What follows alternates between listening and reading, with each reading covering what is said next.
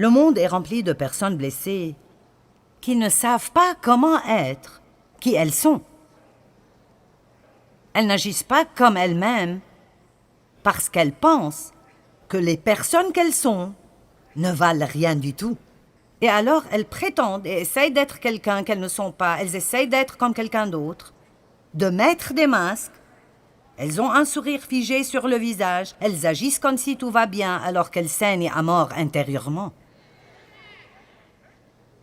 Et Dieu ne veut pas qu'on ait à prétendre. Il veut que nous soyons assez honnêtes pour recevoir la guérison qui nous appartient grâce à la mort et la résurrection de Christ, et puis que nous soyons de vraies personnes, des personnes individuelles, confiantes en qui nous sommes en Christ, sans avoir de compétition avec quiconque et sans nous comparer à quiconque. Pouvez-vous dire Amen?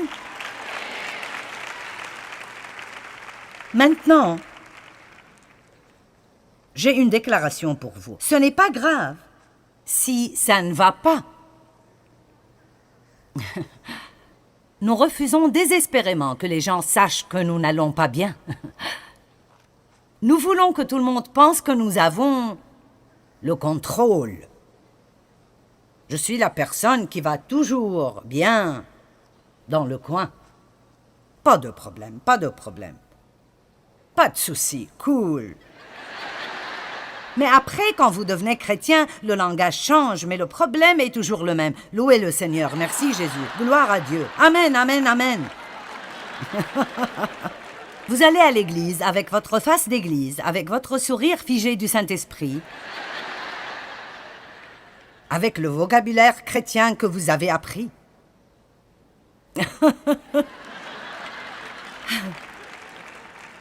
Dave et moi, nous nous disputions en allant à l'église et à l'entrée louer le Seigneur. Gloire à Dieu. Merci Jésus. Amen. Amen. Ouh, ouh, ouh. Au retour, nous nous disputions jusqu'à la maison. Je me mettais en colère contre lui parce qu'il voulait regarder du foot, et puis j'allais à la salle de bain et je pleurais toute la journée. Passais la journée à être déprimée. Faisais cela toute la semaine, et puis allais à l'église la semaine suivante, louer le Seigneur, gloire à Dieu. Allez, est-ce que quelqu'un passe par cela? D'accord. Mais je vous le dis, le Saint-Esprit veut détruire cela. Laissez-le détruire cela avant que vous ne soyez détruits. Et puis laissez-le reconstruire pour que tout soit en ordre. Vous ne pouvez pas recevoir d'aide de Dieu si vous n'admettez pas que vous avez besoin d'aide. Alors la première chose que nous devons faire est d'aller à Dieu et de lui dire « Je t'aime Seigneur, j'apprécie mon salut, mais je suis une épave. Et je veux de la vérité. Je ne veux pas vivre dans la déception. Voici une autre prière à prier tous les jours. Dieu, ouvre mes yeux dans toute région où je suis trompé et enseigne-moi la vérité. »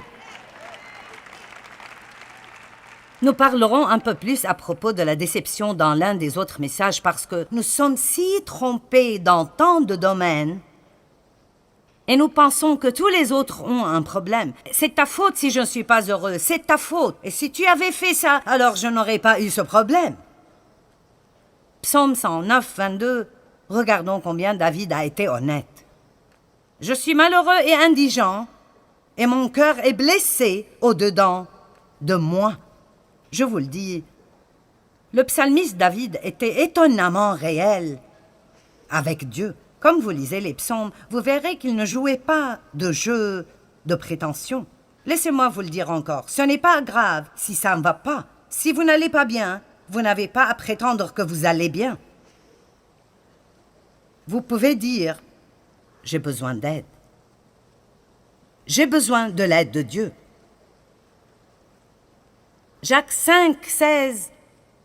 Confessez donc vos fautes l'un à l'autre, afin que vous soyez guéris et restaurés spirituellement dans votre âme. Nous savons que nous pouvons confesser nos péchés à Dieu et que notre pardon vient de lui.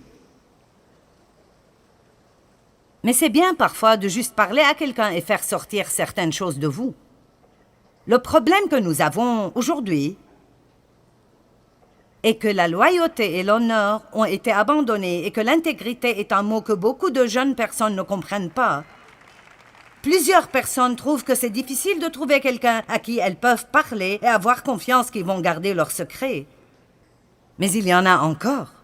Choisissez sagement, mais trouvez un bon ami, un membre fiable de la famille, un leader spirituel fiable si vous avez besoin de parler à quelqu'un à qui vous pouvez parler.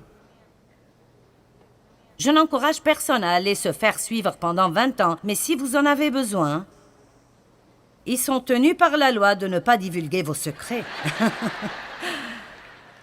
Parfois, nous avons besoin de nous lâcher et de laisser tout ça sortir pendant des années et des années.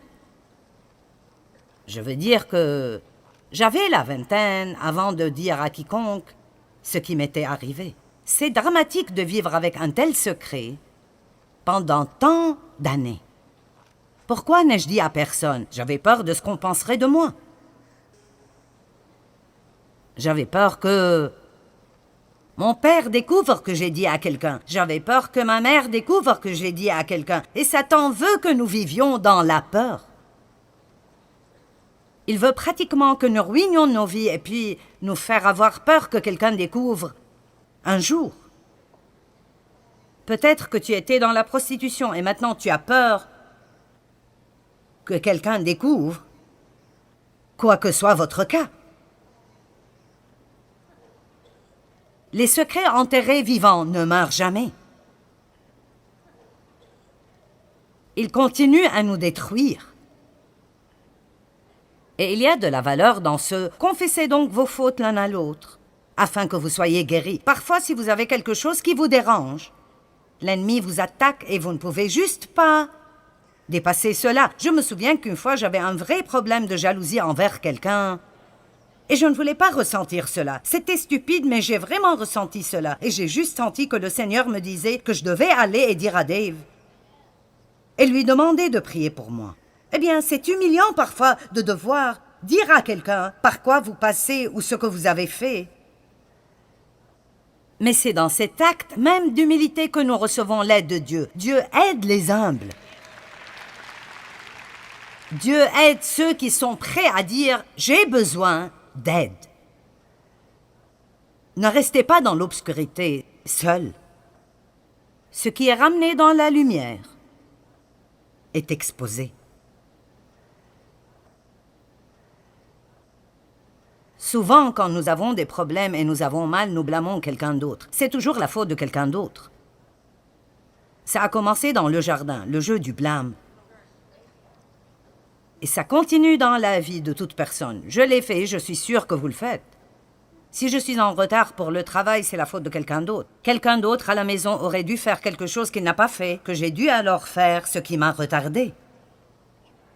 Allez. Il ne vous vient jamais à l'esprit que peut-être que nous aurions dû nous lever tôt et laisser une petite marge dans notre vie pour que nous puissions nous occuper de certaines des choses inattendues. Alors ne laissez personne vous blâmer pour leurs problèmes et ne blâmez personne pour les vôtres.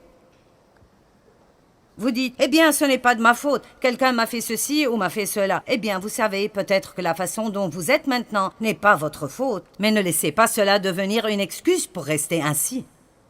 Je veux dire, vous savez, quand j'ai commencé à découvrir que Dieu s'occupe de toute ma vie, et ceci n'est pas juste une affaire où je suis sauvée et maintenant je me débrouille jusqu'à ce que j'arrive au ciel et alors je pourrai avoir un peu de joie.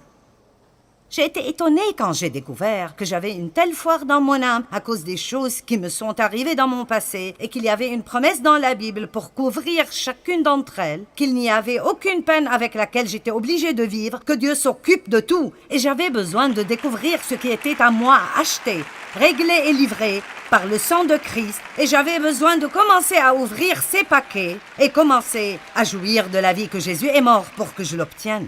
Peut-être que vous ne savez pas cela non plus. Peut-être que quelqu'un vous a traîné ici aujourd'hui. Peut-être qu'ils vous ont nourri et vous ont promis toutes sortes de choses si vous venez. Mais le fait est que vous êtes ici et vous n'êtes pas encore hors du bâtiment. Quand nous commençons une relation avec Christ, il y a un échange divin. Oh, j'aime cela. Il prend les mauvaises choses et nous en donne de bonnes. Je vous donne un exemple. Quand j'ai épousé Dave, je n'avais pas de voiture. Et Dave avait une voiture. Maintenant, dès que j'ai dit oui, j'ai eu une voiture. Qui a compris cela? Vous le comprenez maintenant, n'est-ce pas? Vous comprenez? Quand vous dites « Je reçois le Christ », c'est comme si vous disiez oui. Et toute sa bonté vient engloutir votre néant. Mon état de sans voiture a été englouti par une voiture. C'était merveilleux. Tout d'un coup, j'ai eu plein de trucs que je n'avais pas auparavant.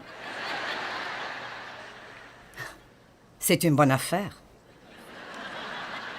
Jésus nous donne la joie au lieu du deuil, la bonté au lieu des cendres, la louange au lieu de la dépression, le respect pour nous-mêmes au lieu de la honte, le pardon au lieu du blâme, l'espérance au lieu du désespoir, la justice au lieu du remords,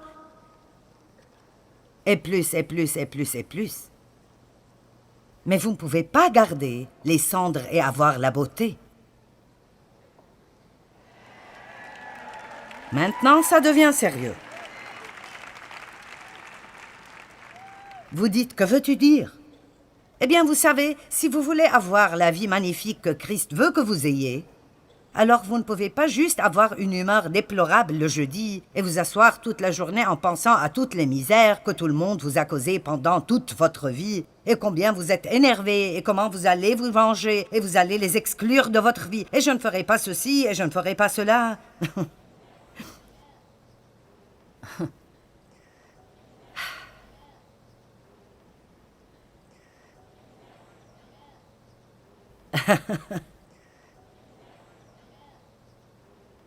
Vous devez vous débarrasser de vos cendres. Vous les laissez tomber et vous obtiendrez la beauté. Amen. Mon frère est mort il y a 2 ou 3 ans à cause de l'alcool, de la drogue et de maladies mentales, et il était 9 ans plus jeune que moi. Il a eu toute opportunité d'avoir une vie magnifique. Il aurait pu être ici dans cette conférence ce soir, à travailler avec notre équipe. Je n'ai pas le temps de vous dire toute son histoire, mais le temps qu'ils l'ont retrouvé dans ce bâtiment, son corps était extrêmement décomposé. Et nous l'avons fait incinérer et ils ont renvoyé ses cendres et nous les avons prises au plus bel endroit que nous connaissons. Et nous avons dispersé ses cendres. Il n'a pas eu une très belle vie, mais nous voulions que ses cendres finissent dans un bel endroit parce que nous croyons qu'à cause de son passé qu'il a vécu, que Dieu l'a reçu chez lui. Il avait accepté Christ comme son sauveur. Il était juste un type mal en point. Il était juste mal en point. Dieu est extrêmement miséricordieux. Je crois qu'il comprend notre peine et même parfois notre perturbation.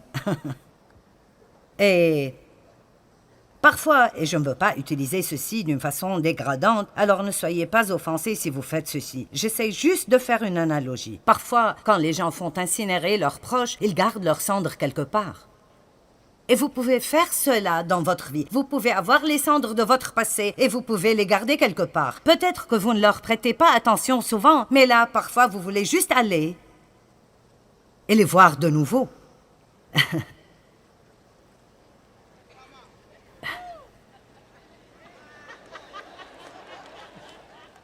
Je suggère que vous preniez les cendres de votre passé et que vous les dispersiez quelque part pour qu'ils se transforment en beauté. Amen.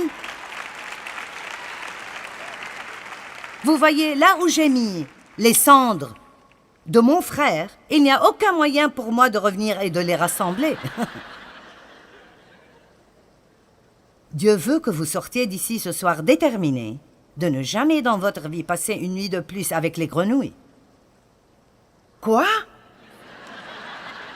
Comment es-tu arrivé aux grenouilles?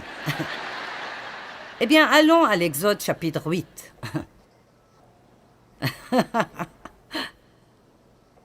Je vais en fait refaire ce message et l'appeler « Une nuit de plus avec les grenouilles quelque part ». Exode 8, les Israélites, dans l'esclavage en Égypte, ont crié à Dieu pour un délivreur. Moïse, qui était un type de Christ, leur a été envoyé. Pharaon, qui représentait le diable, ne voulait pas les libérer.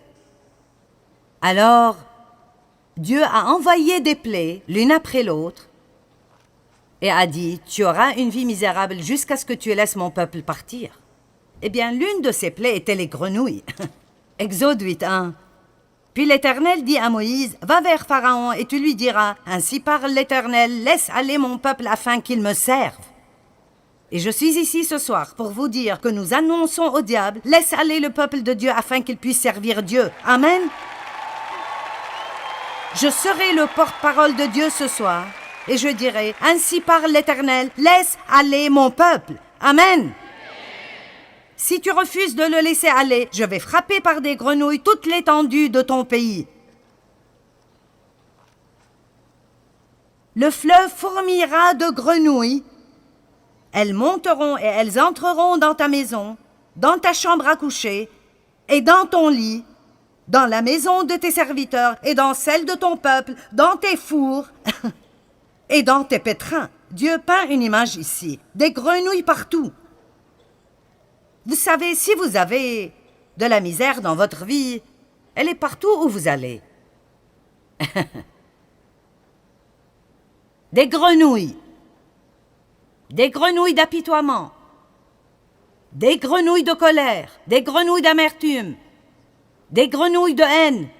Allez, vous me suivez? Des grenouilles. Bon.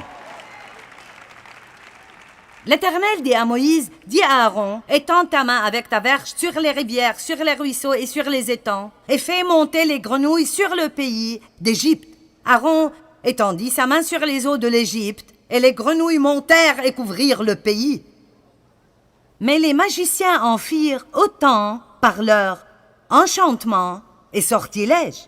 Ils firent monter plus de grenouilles. J'ai pensé que ceci est intéressant parce que c'est un peu comme Pharaon. Au lieu de prier « Dieu, je comprends, débarrasse-nous des grenouilles », il s'est tourné vers des gens pour résoudre le problème et tout ce qu'ils ont fait est d'amener plus de grenouilles. Vous voyez? Quand vous allez chez des gens pour résoudre vos problèmes que seul Dieu peut résoudre, vous ne ferez qu'obtenir plus de grenouilles au-dessus de vos grenouilles.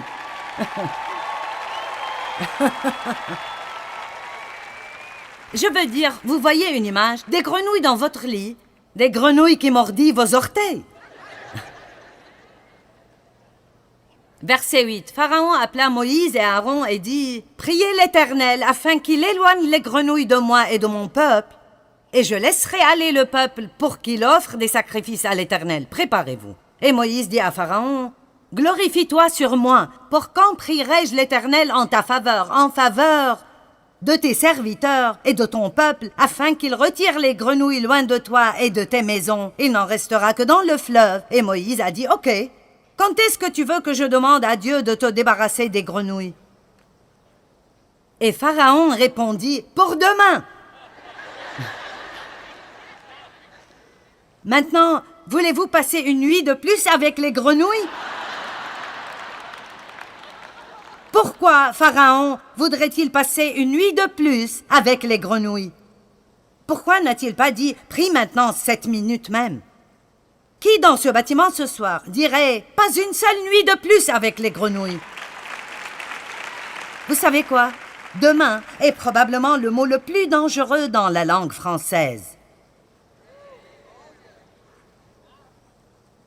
Demain. Débarrassons-nous des grenouilles demain. Allons au lit avec elles une nuit de plus. Allons, vous me suivez les gars? Quand pardonnerez-vous aux gens qui vous ont blessés? Quand arrêterez-vous de dire « c'est trop dur, c'est vraiment trop, ce n'est pas juste » ? Maintenant. Maintenant. Ceci est le jour que le Seigneur a fait. Vivons-le dans la joie et l'allégresse.